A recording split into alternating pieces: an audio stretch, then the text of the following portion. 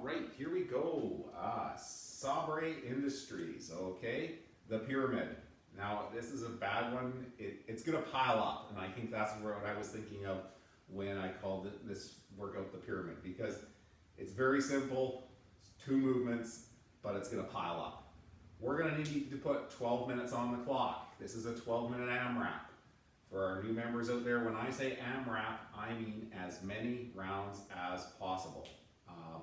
So with that, today's workout, our body weight option is 15 burpees, 30 air squats. That's all you're doing for 12 minutes. So with that, 15 burpees would typically take a minute, minute and a half. 30 air squats, I'm guessing another minute or not quite a minute if we're hitting depth. They'll probably get towards a minute for sure as we get into those later rounds. So 2.5 minutes a round. You see where I'm going, 4 or 5 rounds. That's kind of our goal. So let's take a look at that. Our burpee, right? It's a standard burpee. We're down on the ground. Chest hits the ground every time. We pop that up.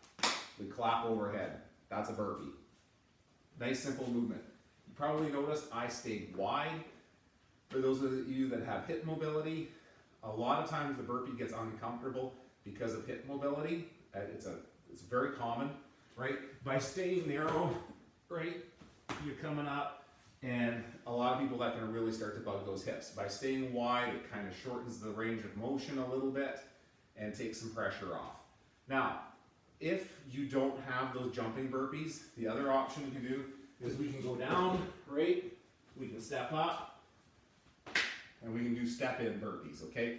So if you've been doing lots of sprawls, which is the other option, right? A sprawl. If you've been doing lots of sprawls, maybe a progression for you would be more into those step-in up burpees.